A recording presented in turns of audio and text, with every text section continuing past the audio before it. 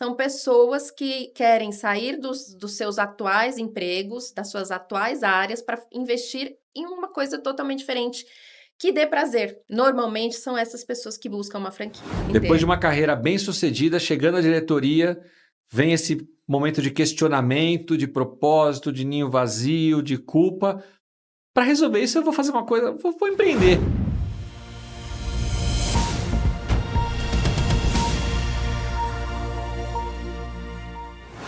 Olá, conselheiros, conselheiras. Sejam todos muito bem-vindos a mais um episódio aqui do nosso podcast Os Conselheiros, indo ao ar todas as segundas às 20 horas pelo nosso canal no YouTube e também pelo nosso Spotify.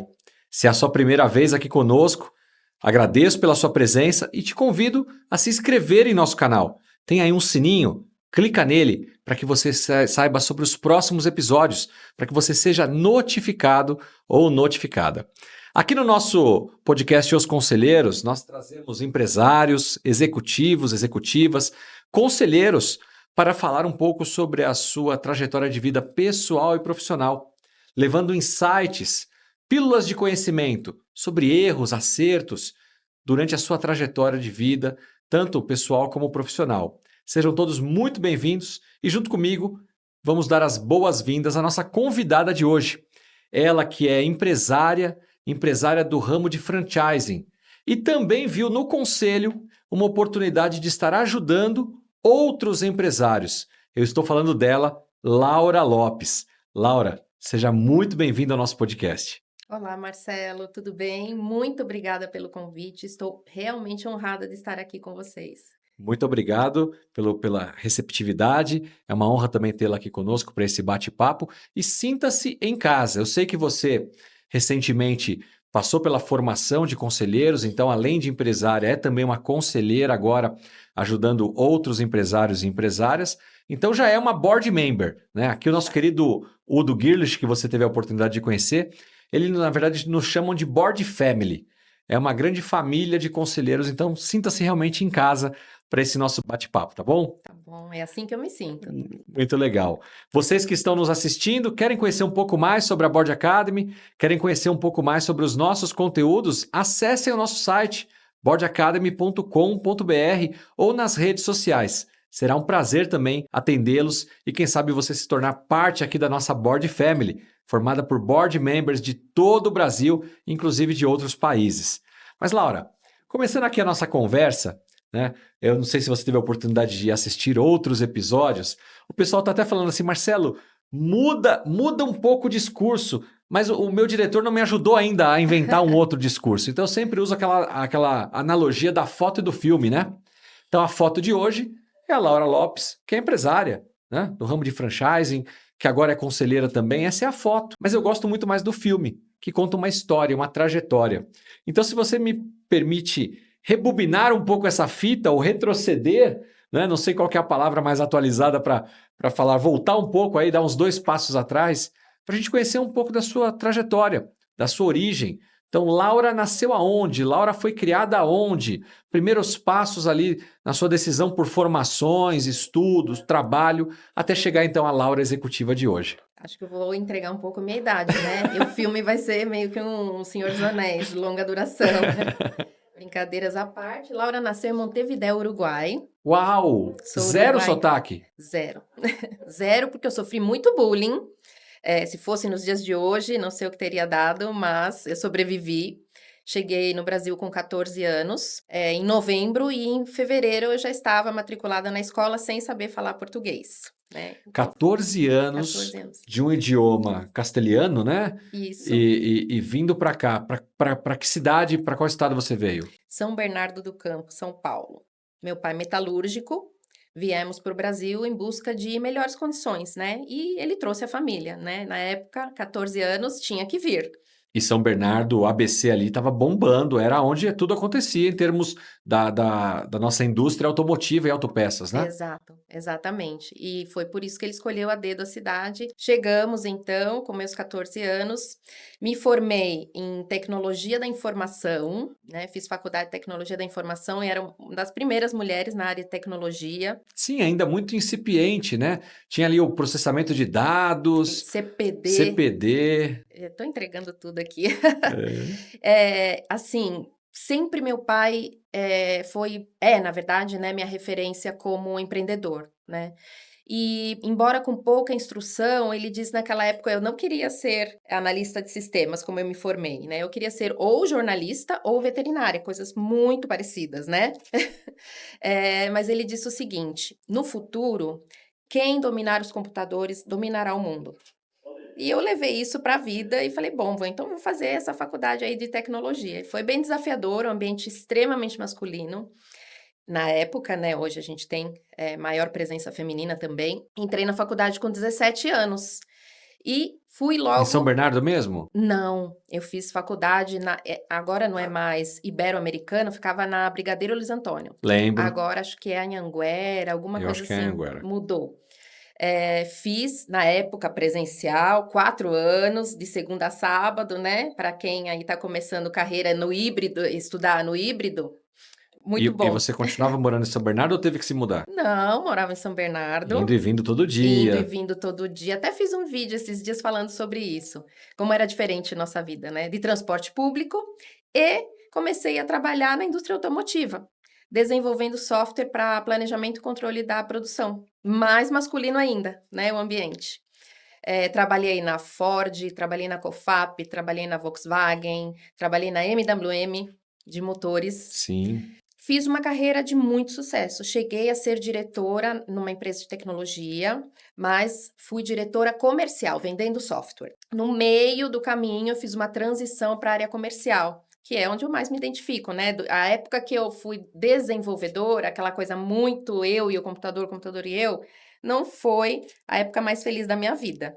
Embora eu tenha tido muito sucesso, me destaquei, tanto que eu consegui fazer essa transição para gerente de produto, depois a área comercial, vendas e diretora comercial, numa empresa de tecnologia. Se você pudesse, né, nessa fase que é sempre difícil, né, decisão de carreira, sempre ou normalmente temos aí a influência de alguém que pode ser um pai, uma mãe ou um parente, alguém próximo. Às vezes a pessoa começa a trabalhar e pelo trabalho vem a referência do que fazer na faculdade, né? Mas uma vez que você entra no trabalho, você citou grandes empresas aqui, né? Em todas elas, se a gente tivesse que falar sobre cultura, diferença no modo de trabalhar de uma para outra, o que você poderia citar dessa fase, dessa sua época? Na verdade, era muito assim parecida, tirando a MWM, uma empresa alemã, né? As demais, embora a Volkswagen também seja alemã, né, eram tudo muito parecidos. A gente ficava muito enclausurado no tal do CPD, né? E como eu era desenvolvedora, não tinha muito acesso a outras áreas. Isso é um dos motivos, né? Foi um dos motivos que me fez querer sair do CPD, porque eu gostava de saber o que eu estava desenvolvendo, para quem, entender o processo. Aplicação. Exato.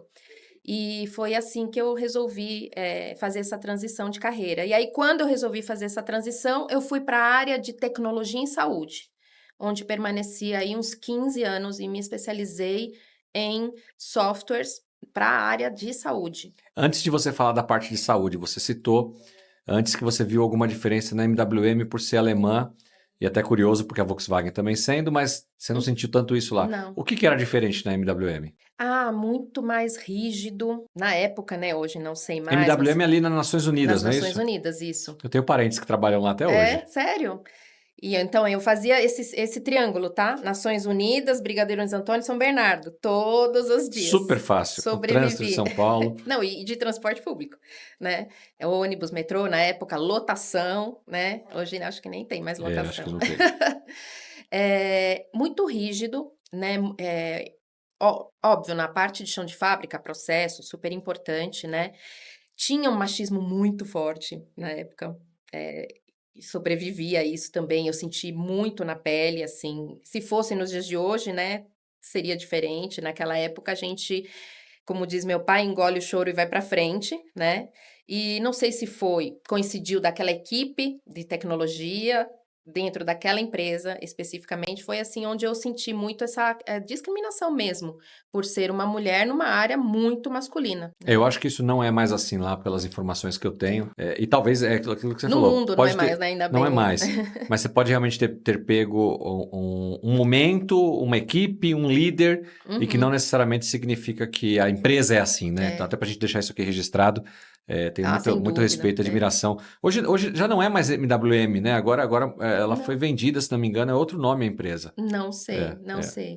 Mas eu citei isso, não especificamente não da empresa, né, como você comentou, é importante, realmente eu já nem tenho mais contato, mas, assim, é uma coisa que trouxe para mim uma questão muito de sangue no olho, de defender muito uma coisa que eu defendo hoje, que é o empreendedorismo feminino, o papel da mulher no mercado de trabalho, é uma das coisas que me norteiam hoje, por ter sofrido lá atrás, muito jovem, entrei com 17 anos, né, esse preconceito, essa dificuldade de me encaixar num cenário bem masculino, né. Então citei para dizer que Claro. isso me marcou positivamente, né, fez eu querer ajudar pessoas, né, mulheres nessa mesma situação, né. E aí você sai do ramo automotivo, 3, 4 empresas aí que você citou, e Uhum, vai para a área da saúde. da área da Aonde você saúde. entrou nesse momento? Eu comecei trabalhando na Unimed, Unimed. aí depois eu fui para empresas de tecnologia em saúde, e aí eu atendi grandes operadoras, grandes laboratórios, grandes hospitais. As soluções, basicamente, que as empresas que eu trabalhei forneciam eram de conectividade, que hoje é super simples, hoje faz pelo aplicativo, quando a gente autorizava o atendimento médico, por trás disso tinha todo um arcabouço de Pedir um reembolso de então, despesa, então. tudo isso aí. As empresas nas quais eu trabalhei eram responsáveis pelo desenvolvimento dessas soluções Essas empresas, elas eram nacionais? nacionais. Tá. Trabalhei na Horizon, na Tivity, na Benner. Ah, Native, te conheço. Pegando um gancho aqui, né, porque o nosso programa ele tem tanto empresários, executivos e predominantemente conselheiros, conselheiras, né, que estão nessa jornada.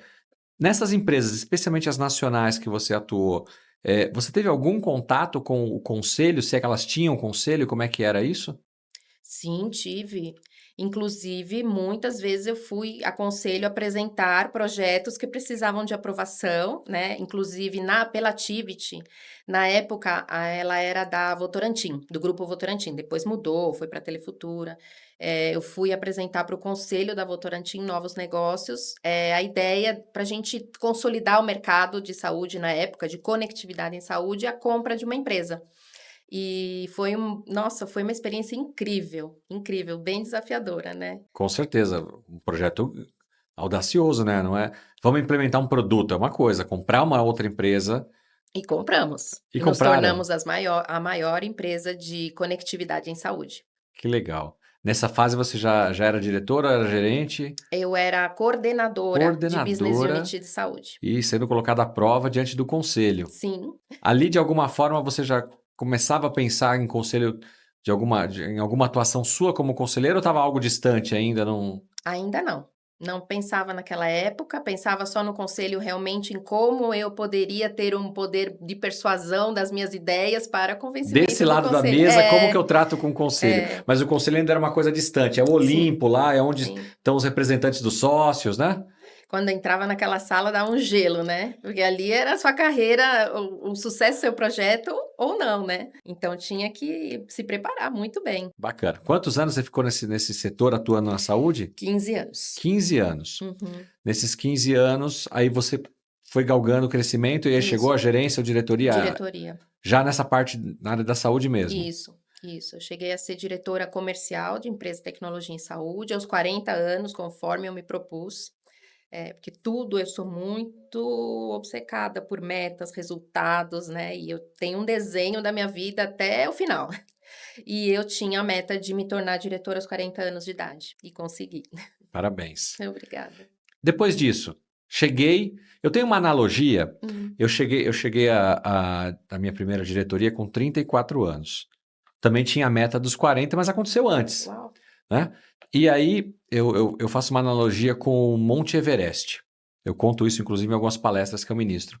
Eu digo assim: o alpinista, ele não imagina subir o Everest num domingo de manhã porque o dia tá bonito.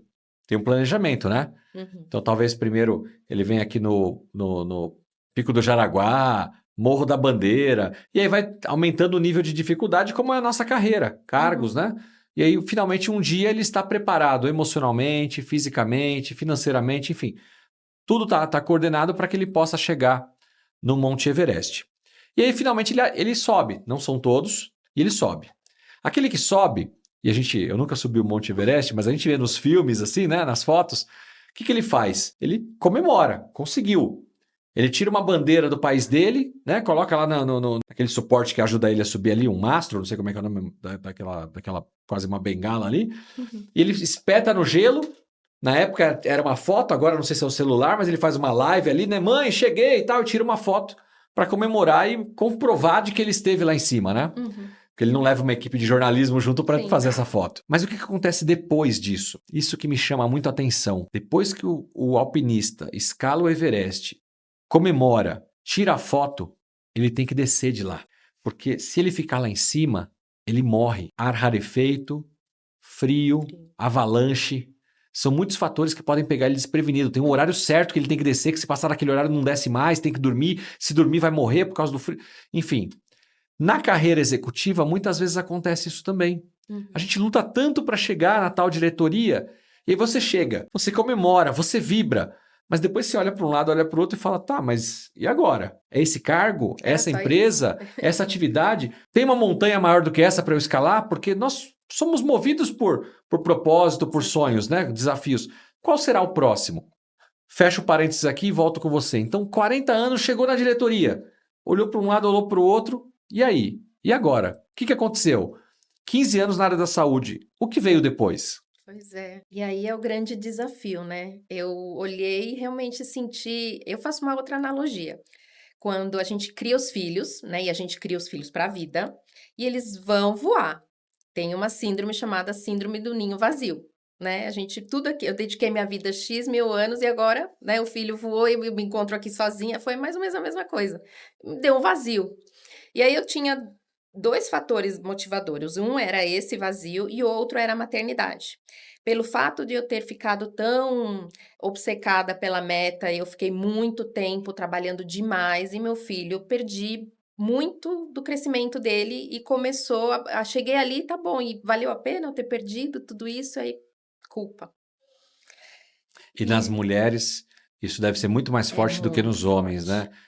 Eu costumo deixar isso registrado aqui, a nossa saudação a todas as mulheres, sejam as board members ou você que está nos assistindo aí, que é mãe, que é esposa, que trabalha fora, são tantos chapéus, tantos papéis que uma mulher tem que desempenhar, né? Então, sem dúvida alguma, vocês têm um desafio muito maior do que o dos homens, e o qual eu reconheço aqui aí, e tenho a minha admiração através de você. E aconteceu isso, né, eu olhei e falei assim: "Eu acho que não valeu a pena, agora eu vou virar essa mesa, então eu vou fazer outra coisa". Achei que o que eu ia fazer era mais fácil, mas eis que foi mais difícil, mais desafiador, né. E resolvi empreender, Uau!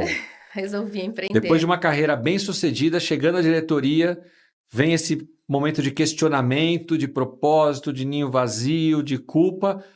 Para resolver isso, eu vou fazer uma coisa, vou empreender. É. E aí, o que acontece, né, o mínimo que você ouve de todas as pessoas ao seu redor é: "Você é louca", né, É por você aí. né, "Como é que você vai trocar o certo pelo duvidoso? Uma carreira inteira de sucesso, ganha bem", né. E realmente, é tudo isso. Mas é uma chave que eu virei, não sei se é porque eu cheguei lá no Everest e falei: "Agora eu tenho que descer", e não quero descer pelo mesmo caminho, quero fazer outro, não sei. Olha que legal que você trouxe um ponto, eu vou usar isso nas minhas falas, tá? Pode Eu usar. quero até sair aqui não quero ficar congelado aqui em cima, É. mas eu quero fazer um outro caminho. Outro caminho, né, eu quis realmente descer por outro caminho. Eu achava que talvez pudesse ser mais fácil, eh, tem sido muito mais difícil, isso já tem 12 anos, mas também muito mais prazeroso. E aí a ideia foi criar, uma rede não, eu queria 10 salões de beleza, nós fizemos um business plan, eu e minha sócia, eu convidei uma amiga para participar do projeto comigo, que ela estava no início da maternidade, eu falei: "Eu não vai acontecer com você o que aconteceu comigo, bora empreender junto comigo". E fizemos um business plan muito bem estudado, né, tudo muito racional, eu sou muito planejada, organizada, né. Chegamos ao número de que com 10 salões de beleza, a gente teria a mesma retirada, obviamente depois de um tempo, que a gente tinha como, empreendedora não, como Funcionária. funcionária no mundo corporativo. E assim começamos com, eh, 1, mas chegamos em 3 salões de beleza, E nesse meio tempo, acho que o projeto ficou muito atrativo, porque as pessoas começaram a nos procurar para ter consultoria, para a gente ser sócia, enfim. Eu falei para minha sócia, falei: "Acho que tem alguma coisa diferente na gente".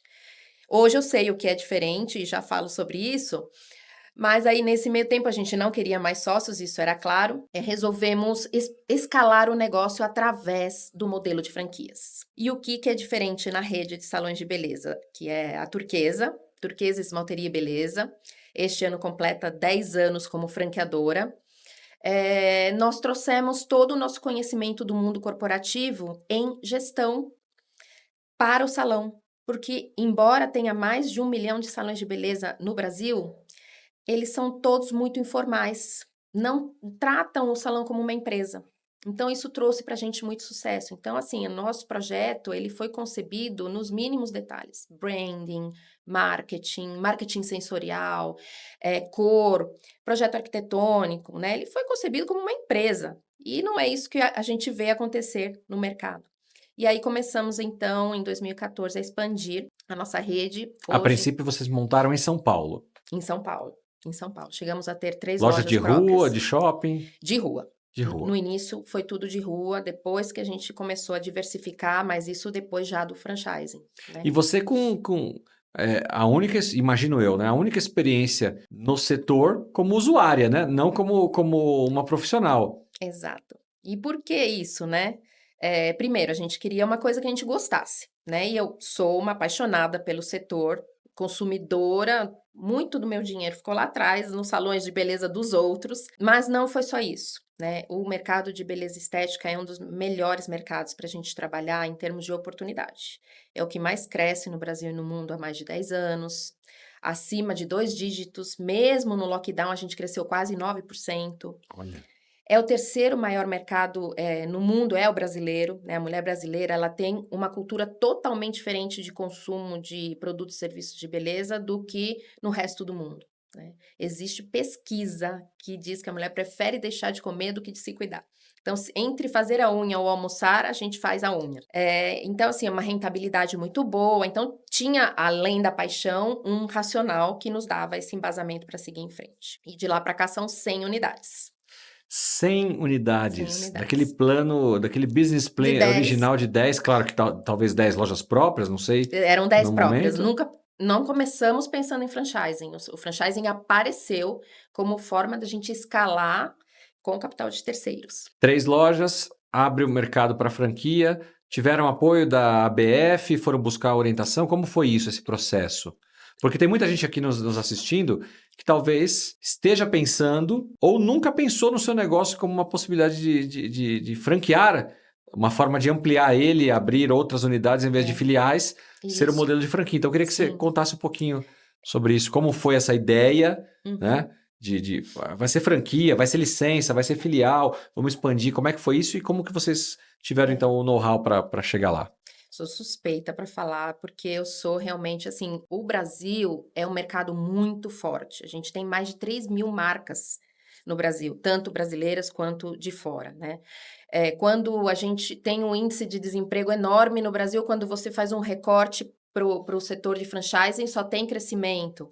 Quando a gente tem uma retração na economia, você faz o recorte para o franchising, a gente teve crescimento. Então, realmente, um número que assusta do Sebrae, que as empresas, a maioria das empresas não chegam, 80% na verdade, não chegam ao segundo ano, morrem antes disso.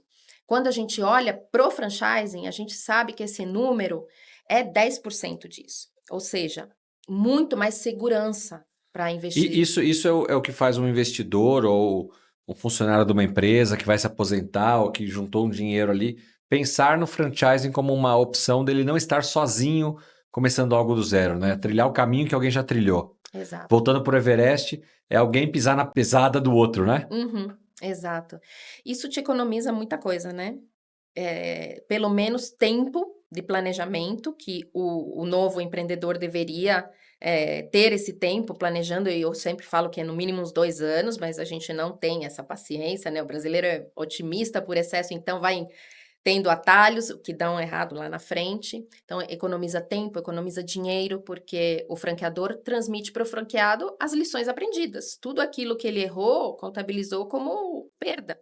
E aí você tem essa economia de O tempo e maior dinheiro. desejo do franqueador é que o franqueado dê certo. Claro, porque é uma parceria. Sucesso e lucro mútuo, eu sempre falo. Não existe a franqueadora ter sucesso sem o franqueado ter e vice-versa. Então é muito legal. Mas voltando ao início, na formatação, na época nós procuramos as consultorias especializadas, muitas pessoas nos apoiaram, mas para executar a formatação, o valor na época, hoje na época era proibitivo, hoje está bem melhor, e resolvemos fazer por conta própria. Então, Por conta própria. como eu fiquei 2 anos ali à frente da operação, eu sei todos os detalhes da operação. Então eu falei, e gosto muito de escrever, de falar, eu falei: "Vou lá". 15 anos atuando na área comercial, eu tinha noção de instrumentos jurídicos, bastante, coloquei tudo no papel e, obviamente, depois a gente submeteu a um jurídico para transformar aquele manual de operações num instrumento jurídico adequado. Mas isso economizou muito dinheiro para a gente. Não tempo, mas dinheiro com certeza. E aí sim fomos para a BF. Depois de 2 anos, a gente conseguiu a filiação, porque não sei se as pessoas sabem, mas não é só querer se afiliar e pagar uma taxa. Existe todo um processo muito criterioso para fazer parte da associação, porque a associação ela tem um papel muito sério, regulador mesmo, ético, então eles avaliam com muito critério para que o possível investidor não caia em uma armadilha, pelo menos não ali de quem está dentro da BF, né? Porque tem franquias que não são associadas, aí óbvio não dá para se Sim. responsabilizar. E aí 2 anos depois, começamos o namoro com a BF que dura até hoje. Hoje eu faço parte do comitê de microfranquias, do comitê de beleza, saúde e bem-estar, e adoro estar lá sempre que posso. Assim, fantástico o ambiente, as pessoas e o conhecimento que a gente adquire trocando, né. 100 franquias, elas estão, tem um setor, um local do Brasil específico ou estão espalhadas pelo Brasil todo? Como é que é isso? Brasil todo e uma na Bolívia. Temos franquia internacional também. Obviamente tem uma concentração de uns 45% no estado de São Paulo, mas a Tá. gente está em todo o Brasil. E elas replicam o modelo das suas 3 lojas? Você continua com as 3 lojas ou nisso você desfez das lojas? Virou franquia, né, repassamos para As investidores. 3? Sim, Então hoje a sua loja modelo é de um franqueado, a gente tem parceria com alguns franqueados que estão sempre mais próximos da gente, a gente tá? sempre pilota com eles. E as lojas elas têm um padrão idêntico? Você tem alguns modelos de acordo com a preferência de quem vai ser franqueado? Tem padrão, mas também tem modelos. Então, hoje ela é modular, você pode começar modelo mais simples. A gente lançamos no ano passado, super inovador, o modelo de salão de beleza em container, muito, muito alinhado com a Estacionamento nossa. de mercado, Exato, universidade, grandes onde tem grandes prédio fluxos corporativo. corporativo, aluguel barato, investimento a partir de 69.000, super barato, e muito em linha com o nosso posicionamento de ESG, que é muito forte dentro da rede. Quem tá fazendo franquias assim, eu estive lá com um grupo de conselheiros há um tempo atrás, é a Cacau Show. Cacau Show. Também montou quiosques, não sei se eu posso chamar de quiosques, containers para colocar em estacionamentos de Foi nosso grandes. bench. A equipe da Cacau Show É nos mesmo? ajudou a desenvolver o projeto. Ah, Eles que foram legal. Eles maravilhosos. são muito abertos, né, Sim, para ajudar. Arlan nos ajudou. Arlan, nosso amigo aqui. Isso, ele é maravilhoso, né. Arlan, não sei se esse episódio vai chegar até você, mas ó, fica o nosso abraço aqui, mais uma pessoa de referência, mostrando o quão bem vocês aí da Cacau Show, através do Alê, de você, todos têm ajudado muita gente no nosso Brasil. Parabéns, viu? Que legal Realmente, saber que realmente. eles também ajudaram vocês. Então, esse é o espírito do franchising, né. A gente se ajuda muito, a gente também recebe muitos outros franqueadores, existe uma troca grande de experiências, e esse projeto nasceu junto lá na Cacau Show. Realmente, a gente olhando, eu falei: "Por que não serviço? Onde tiver uma Cacau Show, ter uma turquesa". Então, temos esse modelo container, depois tem o modelo que tem a parte de unhas, a parte de olhar, e a parte de cabelo. E depois o modelo completo, que tem além disso a parte de estética. E em breve vamos lançar um modelo novo, muito voltado para aquilo que o mundo da beleza será. Na verdade, já é, que é mais bem-estar do que beleza. Uau. Isso Aí nasceu você na volta para pandemia. cá para contar. Exato. Agora aqui no nosso chat, tem uma pessoa perguntando assim: você começou o negócio sem ser da área. Eu posso, eu posso adquirir uma franquia também sem ser do setor e ter experiência? Só tenho um franqueado que é cabeleireiro. Só um, e a maioria das franquias é assim. São pessoas que querem sair dos seus atuais empregos, das suas atuais áreas, para investir em uma coisa totalmente diferente, que dê prazer. Normalmente são essas pessoas que buscam uma franquia. E esse é o papel da franqueadora: transmitir esse know-how, formar essa pessoa, primeiro, em um empreendedor, porque nós não temos essa formação ainda na escola brasileira, né? E depois na parte técnica, né. Chegam pessoas, assim, executivos inclusive de alto escalão, mas que são Então o comercial. franqueado, ele não necessariamente, ou até das 100 lojas aí, ele não é aquele que vai colocar a mão na massa e cortar o cabelo ou fazer a unha, não é isso. Ele tem funcionários e ele vai ser o empresário do negócio O dele, gestor. o Ele é o gestor. gestor de operações que a gente chama, né, o operador. E aí a gente ensina então gestão de pessoas, financeiro, marketing, porque às vezes a pessoa é executiva de uma área de vendas, então ela entende vendas, mas ela não entende de pessoas, ou ela não entende de finanças, ou ela não sabe nada de marketing digital, então a gente tem uma imersão quando eles chegam para a rede, a gente primeiro forma o empreendedor, e depois a gente vai para a parte técnica, aí sim voltada para a equipe. Sensacional, sensacional, muito bom. Eu te apresentei como empresária do ramo de franchising, né? E aí agora você então nos apresentou a sua empresa, que se tornou uma franqueadora e hoje conta com mais de 100 lojas, né, Uhum, franqueadas. Mas eu também te apresentei como conselheira. uhum. Aonde que entra a história de conselho nessa brincadeira? Então vamos voltar um pouquinho para trás, mas foi dentro desse meio. Nesse meio tempo, esse conhecimento que a gente adquiriu de formatação de franquias nos levou a formatar negócios em franquia, de diversos ramos. Então tivemos aí uma época que a gente trabalhou com formatação e expansão de outras marcas.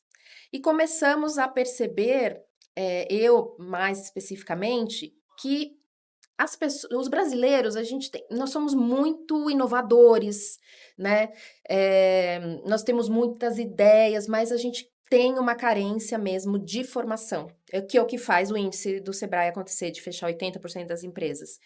E eu comecei a pensar em como ajudar essas empresas e essas pessoas. Os meus próprios franqueados, eles compram uma franquia, não gosto de usar o termo comprar, na verdade, porque é uma parceria, um investimento em conjunto, né. Ele adquire o direito de usar a marca, mas nós vamos investir juntos. Acho que isso é importante ressaltar. As pessoas muitas vezes acham: "Eu vou comprar e resolvi minha vida". Não, não é bem Porque lá assim. atrás, até no mercado se falava isso, né? Se você tiver dinheiro para comprar uma franquia do McDonald's, ligar a chavinha, de um lado entra pão, cachorro, hambúrguer, do outro sai dinheiro. Não tem a gestão, não tem o lado empresarial do Não é negócio. nada disso. A gente tem que desmistificar isso. Tem gente que ainda chega pensando não só do McDonald's, mas de outro. Comprei uma franquia, é minha aposentadoria, vou para Cancún, o negócio vai, o franqueador resolve tudo e não é isso. Não é isso. Quem não estiver, ó, vou dar um recado aqui na câmera. Quem não estiver disposto a encostar o umbigo no balcão 2 anos, não deve empreender nem em franquia, nem em outro empreendimento qualquer. Esses Não, não, dois mas anos. peraí. Você está dizendo então que eu sou diretor de uma empresa, tenho lá um bom salário, bônus, carro, isso, aquilo, e aí decido pegar o dinheiro que eu juntei, ou se eu fui demitido, enfim, um plano de demissão ali, pegar esse dinheiro que eu juntei e montar uma empresa ou uma franquia. No mês seguinte eu não posso tirar o mesmo salário que eu tirava como diretor, é isso? É verdade como ela é, né, não, Não dá, né? não. E Mas tem também gente que tenta tirar e mata a empresa. exato, exato, é uma das coisas que a gente ensina, isso a gente ensina, coisas que parecem básicas, não misturar pessoa física com jurídica no quesito financeiro, você precisa setar um prolabore, não é tudo que sobra, você pode retirar, tem que ter um fundo de reserva, tudo isso a gente ensina. Parece óbvio, mas não é, tá, não é, a gente ensina. Uma pergunta, das 100 unidades que vocês têm hoje, e desde, na verdade, da abertura para a franquia, você tem um índice de empresas ou empresários que não deram certo e fecharam ou tiveram que repassar, venderam a unidade Uhum. para outra pessoa? Isso existe também nesse mercado? Existe muito. Inclusive em franquias que dão muito dinheiro, né. É, acaba Como sendo um business, eu vou lá, compro, monto, é, ergo e de repente saio do negócio e é, passo para frente. você tem N situações, né. No nosso mercado, fechar é mais difícil, porque a gente tem mais cliente do que a gente consegue atender muitas vezes, então não é financeira a questão. Mas você tem pessoas que começam e não se identificam, eh, gente que se muda, então acontece repasse pelas mais diversas razões. Então tem, e não só na minha marca, como em todas as, inclusive Cacau Show, inclusive Boticário, McDonald's, né, você falar: "Quem tem o McDonald's vai querer repassar?" Tem, Sim, tem. A pessoa às vezes não gosta, às vezes cansa, é um ciclo: "Ah, cansei, agora não quero mais isso, quero outra coisa", normal, normal, acontece. muito bem.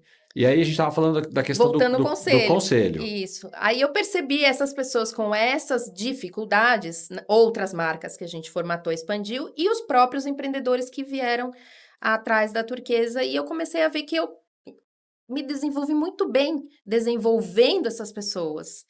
E durante esse tempo todo fiz muita mentoria, me formei como coach, master coach. Falei, eu acho que eu vou ser coach para ajudar essas pessoas. Sempre busquei profissionalizar. Me formei master coach.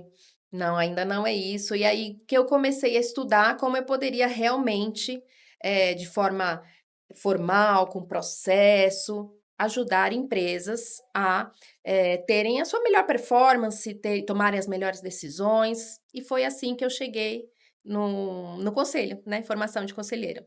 Bacana. Eu quero aqui, eu vou fazer uma coisa audaciosa, mas eu quero aqui publicamente aqui, junto com quem está nos assistindo, colocar todo o ecossistema da Board Academy à sua disposição.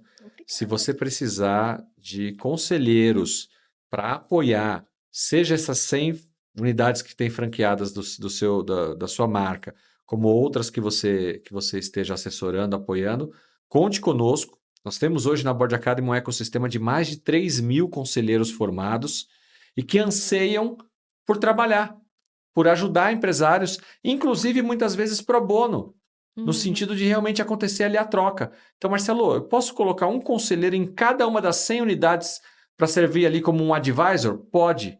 Eu, em Ai, que questão de legal. alguns dias, te disponibilizo 100 pessoas se você Nossa, precisar. que incrível. Se os meus franqueados estiverem assistindo, É porque, aguardem. sabe, você usou uma palavra assim, todo mundo tem que ganhar, não é isso? Sim. E eu acredito muito nisso, que o conselheiro formado na Board Academy, ele ganha experiência e o empresário vai ganhar um apoio para Uhum, ajudá-lo a deslanchar o negócio. Hoje, esse empresário ele pode ser pequeno, ele pode ter uma loja, uhum. mas eu não sei se você já chegou nesse ponto com você, mas outras franquias eu sei que tem franqueados que têm 3, 4, 5 Sim, unidades. temos. E ele já tem um grupo econômico, já Sim, começa a ficar uma coisa relevante. sim. E ter um conselho para ele passa a ser algo, É, por que não dizer, obrigatório. exato. E é uma cultura que está começando no franchising, não era muito difundida essa questão de conselho, advisor, até mentor, né, de CEO. No franchise demorou um pouquinho para entrar essa onda, tá começando agora. Então é um oceano azul, né, no mercado que, como eu falei, gente, é um mercado que é um recorte à parte do que é a economia do país, então potencial crescimento fantástico. Ó, tem mais uma pessoa. Eu fui falar disso, por que eu fui abrir a boca, né? Tá agora gravado aí, quem rebobinar e o YouTube vai ouvir de novo. Mas tem uma pessoa que está colocando aqui assim. E na sua empresa, a franqueadora, Uhum. você já pensou, já tem um modelo de conselho? Implementou o seu conselho para você? No segundo semestre nós vamos implementar, inclusive, se alguém quiser se candidatar para o conselho, pode me procurar que a gente vai formatar esse conselho. Isso é uma decisão que eu tomei aqui na nossa formação de conselheiros. Percebi que realmente Vai é um ajudar. investimento importante a ser feito, que agrega muito, que dá segurança. Tem uma coisa que eu aprendi ao longo desses 12 anos empreendendo. A solidão do empreendedor dói na alma. Quando eu trabalhei nas grandes corporações que eu trabalhei, fábricas de carros, empresas de software, eu tinha a minha disposição, a equipe que eu quisesse. Eu tinha um jurídico enorme, um marketing, tinha outros diretores para trocar dúvidas, experiências, anseios. Quando você vai empreender, você fica sozinho. Gente, isso talvez seja o maior desafio de quem vem do mundo corporativo e resolve empreender. E aí o conselho cai como uma luva. É Com fantástico. certeza. Então, decidi isso aqui no início do ano, quando eu fiz Você a minha formação. sabe que aqui nos nossos programas, né, você fez o PFCC, né? E até para Uhum. deixar o nosso público aqui, quem não conhece ainda, a Board Academy ela tem diversos programas de formação, não só de conselheiros, mas, por exemplo, em ESG, em inteligência artificial, em finanças e assim por diante. Mas nos nossos programas de formação para conselheiros, nós temos programas que formam conselheiros para atuar em startups. Nós temos programas que formam conselheiros para atuar em empresas familiares, em empresas de médio porte, em empresas do setor da saúde. Então, cada setor tem uma demanda diferente. Você fez o PFCC. Uhum. No PFCC, nós recebemos muitos empresários que vêm fazer o programa, num primeiro momento, não com o interesse de se tornar conselheiro de outras empresas, mas sim entender o que é esse universo de conselho. Estão falando tanto disso, será que é bom mesmo? E aí, como você, parece que cai a ficha, a pessoa entende, puxa, eu preciso disso na minha empresa. E aí, ele volta para dentro da Board Academy e fala, Board Academy, eu quero montar o meu conselho, vocês nos ajudam? E a gente faz isso. Então, quero me colocar aqui em primeira pessoa, à sua disposição, para quando for esse momento aí, da gente estruturar junto, trazer os melhores indicados. Vaga de conselho não é uma vaga que a gente panfleta. Tá? Então, antes que você coloque aí o seu currículo aí como anexo, eu vou conversar aqui com a Laura, a gente vai ver o briefing aqui do que ela precisa e depois dentro aqui dos canais de comunicação da Board Academy a gente vai requisitar Sim. as pessoas. Ok, perfeito. Combinado? Combinado. Já vou até marcar a data. Muito 1º de bom. agosto a gente completa 10 anos. Eu acho que é uma data maravilhosa 10 anos, para implantar o parabéns. A gente sabe o conselho. quão difícil é um empresário passar dali da arrebentação, né? Daquele primeiro, segundo ano e comemorar 10 anos, tem que comemorar mesmo, né? Ainda mais com 100 unidades aí, num negócio que, Uhum. confesso para você, eu não sei se é porque eu não frequento salão de beleza, né? Talvez as mulheres vão falar assim, você está louco? Como é que você não conhece? Mas eu não conhecia Uhum. a empresa de vocês. Depois que a gente agendou aqui o nosso podcast, eu fui procurar saber um pouquinho mais e falei assim, poxa, realmente é famosa, é conhecida, eu é que É. sou ignorante na área. É que ela é muito pulverizada, o Brasil é muito grande. É. Mas, por exemplo, você vai para uma praça como Natal, que é uma cidade pequena, eu tenho 4 operações magníficas lá. Então, a turquesa é muito famosa. Agora, em São Paulo, embora eu tenha quase 50, Dilui no meio de tantas dilui. coisas. Mas tem uma que todo mundo não, mas a maioria das pessoas tem como referência, que é no aeroporto de Guarulhos. Entre o Terminal 2 e o 3, na conexão. Inauguramos em plena pandemia. É uma loja Em plena fantástica. pandemia, Uhum. dentro de um aeroporto. Exato. Estou já pensando no Na custo de verdade locação. assim, em plena pandemia foi assim, foi um pouquinho antes, aí a gente entrou com a pandemia nos pegou, mas a gente sobreviveu e é uma loja fantástica. É necessidade básica, beleza, no Brasil, culturalmente falando, tá. O público masculino não entende muito bem, mas quem tem uma esposa, uma filha em casa, sabe que a Não, gente fica mal-humorada quando não vai pro salão. eu tô até preocupado se a minha esposa não vai assistir esse podcast e vai falar assim, olha, eu gostei da brincadeira, acho que eu vou montar uma unidade. Qualquer coisa eu te Pode, coloco em contato com a pode, Laura, tá bom? isso. Isso, se não montar uma unidade da turquesa, nesse meio tempo a gente também agora tem uma outra marca, acabamos de lançar. Percebe que eu não fico quieta, né? É, É sangue de empreendedor, né? é uma franquia de joias contemporâneas chamada Bárbara Strauss. Começamos a expansão agora, neste mês. O que E significa joias não contemporâneas? sei, é uma coisa que É não, joia, é ouro, é prata, boa pergunta. é aço inox, tem vários Adoro, modelos, né? adoro explicar isso. Você tem bijuterias e Bijuterias. você tem joias. Não existe semi-joia, embora exista Usaram esse nome, né? Para. para dizer que é uma bijuteria um pouco mais refinada, que Tá. recebe um banho. A joia contemporânea, ela segue tendências de moda e ela tem uma liga de metais preciosos específica. Então, por exemplo, você tem lá uma liga de ouro, cobre e prata. Quantos por cento de cada coisa é o segredo da Coca-Cola, né? Então, ela é uma joia porque ela é feita de metais preciosos, pedras naturais, mas não é ouro puro.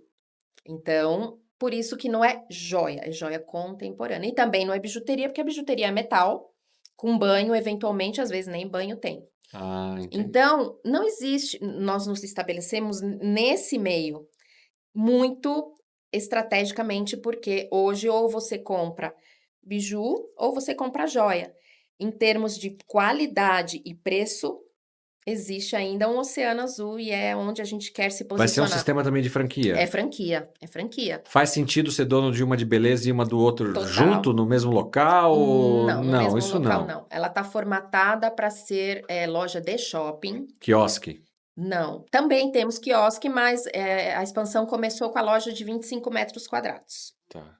E é isso, a gente tá ansiosa para fazer a primeira Eu te venda. apresentei aqui para o nosso público como Laura Lopes. Uhum. E aí você falou o nome da loja com outro sobrenome. É um sobrenome seu também ou não? Ba Laura Bárbara Strauss. Bárbara. Eu fiquei com Bárbara Laura. Por que eu fiquei com Laura? não, Bárbara Da onde vem Strauss. isso? Bárbara Strauss é a design das joias. Ah, Nós tá, fizemos uma sociedade, ela entra com o produto, o design da joia, e nós com a expertise em franchising. tá bom, entendi. Então, é uma sociedade, uma marca nova. Que Então, legal, virou uma parabéns. holding de franquias, né? E dentro do nosso guarda-chuva, nós temos agência de marketing voltada para o franchising, contabilidade voltado para o franchising. Agora, essa nova marca e talvez outras mais para frente.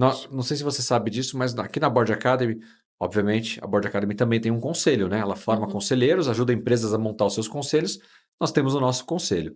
E no nosso conselho, um dos conselheiros é o Walter Longo, né? Walter Longo, hum, grande executivo da área de marketing, hoje palestrante, escritor, foi presidente de várias empresas, entre elas a Editora Abril, né? uhum. E o Walter, dentre as suas palestras ou principais falas, ele fala sempre sobre o ecossistema. E isso que você acabou de falar é um ecossistema. Então, é uma empresa que se conecta a outra, que se conecta a outra, Uhum. e que você cria um portfólio de empresas e produtos onde uma serve e atende a outra e juntos elas Isso. entregam algo maior. Exatamente. Porque as dores de uma agência de marketing que atende franquias é diferente de quem do mercado que não é de franquias. Então, Com certeza. e eu não vou montar minha agência de marketing só para uma marca. Então, a gente pensou em fazer isso cross, né, para várias marcas. Digo agência de marketing como também é a contabilidade, porque tem particularidades, né? Nós temos uma lei de franchising muito bem estabelecida. Países de primeiro mundo, como o Portugal, não tem, por exemplo, por incrível que pareça. Então, isso nos dá uma segurança tanto para quem vai investir, quanto para quem é franqueador, jurídica muito grande. Quando você estava avaliando lá atrás e acabou decidindo fazer por conta o sistema de franchising, você chegou a estudar o sistema de licenciamento e o que te fez decidir sobre um ou outro? Justamente foi a lei. A lei. Isso, porque licenciar a marca, ela fica muito. Não vou dizer que é a mesma coisa, mas não deixa de ser um direito de uso de marca. Tem algumas coisas que o franchising tem a mais do que o licenciamento, mas quando você vai para uma discussão jurídica, o licenciamento ele entra no bolo comum do jurídico. Já o franchising ele tem a lei específica e ele tem o tratamento daquela lei que é diferente do Código de Defesa do Consumidor normal, que é do Código Civil normal. Posso dizer, em outras palavras, que o licenciamento deixa um pouco solto e cada licenciado pode meio que ganhar sua independência, respeitando a marca, a licença, mas fazer o modus operandi do jeito que quiser, e numa franquia tem toda uma formatação que ele tem que seguir? Exato. Entre outras coisas, sim. Legal. E também não tem a contrapartida positiva, né, não tem o mesmo rigor de suporte, de treinamento que a franquia tem, que é a Verdade. obrigatoriedade, né, a transferência do know-how é uma das coisas mais importantes do Com franchise. certeza. Eu não sei se é o seu caso, mas algumas franquias, quer dizer, eu sou ignorante no tema. Já até estudei, adquiri algumas franquias no passado, acabei não levando para frente. Mas todo franqueador ou toda empresa que se presta a entrar no sistema de franchising, ele também é o fornecedor dos produtos para a rede ou não? A rede pode comprar de um catálogo de fornecedores definido pelo franqueador. Como é que funciona isso? Não necessariamente todas as franqueadoras têm seus produtos. Aí você homologa fornecedores que você, primeiro, garante a qualidade, a gente faz processo de homologação com teste, para ter certeza de que a gente vai entregar para o franqueado o melhor produto. Faz uma negociação em escala, porque a gente tem muitas unidades, vai ser uma negociação Claro. diferente do que se vai lá o salão de beleza do Marcelo. Então, a gente garante qualidade, garante preço. Então, e a gente também tem alguns produtos próprios, mas não é 100%, né? Porque não é o nosso foco não é Senão você vai ter que virar uma mini fábrica de não produção de não algum. faz sentido. Mas, por exemplo, quando você tem uma franquia gigante, como por exemplo o Cacau Show, o McDonald's, eles são os próprios fabricantes. Ainda assim, é do produto core, não é de tudo. Sempre Por vai exemplo, ter você pode ter fornecedor. interesse em criar uma marca de batom ou de esmalte e colocar à venda nas lojas. Perfeitamente. Aí faz Uhum. sentido é, eles comprarem de você e não necessariamente você está produzindo. Você pode até terceirizar a produção disso Sim. com a sua marca, mas os franqueados compram de você. É isso que a gente faz. Hoje a gente tem uma linha de produtos para cuidados de pés e mãos. Então, nós desenvolvemos a formulação com o parceiro, é uma empresa que fabrica, né, terceiriza, e eles entregam para a nossa rede. Então, todo cuidado ESG tem aí, vegano, cruelty free, embalagem com refil para diminuição do plástico, consumo de beleza é muito alto, né? Então a gente produz muito plástico. Então a gente tem muito na veia o ESG, então a gente já desenvolveu os nossos produtos com essas características. Fantástico, fantástico. Parabéns, viu? Obrigada. Quais são os próximos passos, então, da Laura nos projetos de empreender e também de conselho? Estou ansiosa pelo meu primeiro trabalho como conselheira. Eh, Hoje eu sou mentora de empresas. Normalmente eu escolho startups fundadas, assim como eu sou mentora pro bono, me dou o luxo de escolher as empresas que são normalmente startups de mulheres. Adoro ajudar essas mulheres, empoderá-las, né? Já empodero no salão, eu também quero empoderar no business. Então hoje eu estou trabalhando como mentora. E tenho tido resultados ótimos, isso, nossa, é fantástico para o coração, sabe. Você chegar a ouvir, da sua mentorada que ela bateu o faturamento que ela nunca teve, que a equipe engajou como nunca. Gente, isso é combustível para o coração. Mas, justamente com a formação de conselheira, eu quero aplicar isso e devo começar agora no segundo semestre a procurar mais ativamente empresas que estejam com necessidades específicas de conselho no segmento de franchise, mas não somente. É que é onde está muito do meu conhecimento, né. Mas esse vai ser Então, o você, como gran conselheiro, ajudar outras empresas como a sua que estão aham. no sistema de franchise. Exatamente. Aí pode ser de qualquer segmento, né? Ou empresas que queiram virar franquias, né? Às vezes é um baita business, mas não sabe como estruturar, quais passos Tem trilhar, um mercado bem interessante aqui. ou até fazer um estudo de viabilidade, né? Porque às vezes o negócio é muito bom, mas não é para ser franquia, porque não é replicável. De repente é um império, mas não dá para replicar. Então, esse passo anterior à formatação, ele é necessário. Uma pergunta: o que é daquele período das empresas de autopeças, ou mesmo fabricantes, né, de veículos, e depois do setor da saúde, a Laura traz para o mundo de empresária hoje e também como conselheira? Nossa, é uma mochila, é uma bagagem enorme. Assim, eu acredito que não fosse essa bagagem, talvez eu não tivesse tido tanto sucesso como empreendedora, porque pessoas que não têm essa estrutura do mundo corporativo, esse conhecimento do mundo corporativo, têm dificuldades de empreender porque a nossa formação não favorece. Então, assim, tudo que eu aprendi de jurídico, de marketing, de vendas, de postura, atendimento, eu trouxe e adaptei para o meu negócio. Então, eles são 100% culpados desse sucesso. Quer dizer que não tem. eh, Fiz uma formação, nossa, joguei dinheiro fora. Nunca. Tem sempre um Nunca, conhecimento ali que você em algum momento vai nunca, usar. nunca. E olha que eu fiz formação, eu fiz coaching, eu fiz vários MBAs, eu amo estudar, né. Não, sempre, sempre. Até de um podcast a gente tira hoje, que é fantástico, né, gente? Em 1 hora a gente tem aulas. Eu sou muito privilegiado. Toda É, semana aqui entrevistando alguém. Hoje a tive gente uma aula aqui é, sobre coisas que eu não conhecia do franchise e tenho certeza que nossos ouvintes aqui também. muito legal. Então é isso, assim, eu pelo menos costumo aprender muito todos os dias, com todo mundo, com meus franqueados inclusive, é um presente mesmo. Nosso telespectador aqui e ouvinte, quem quiser saber mais sobre o sistema de franquias, ou mesmo conhecer você para falar sobre um possível conselho para a sua empresa que deseja entrar no sistema de franquias, ou a pessoa que já tem uma empresa e que tem o sistema de franquias e está vivendo ali alguma dificuldade, quais os meios de contato? Qual site, e-mail, como é que acham vocês? Comigo especificamente para a questão de conselho, o ideal é pelo LinkedIn, posso deixar aqui o LinkedIn para vocês.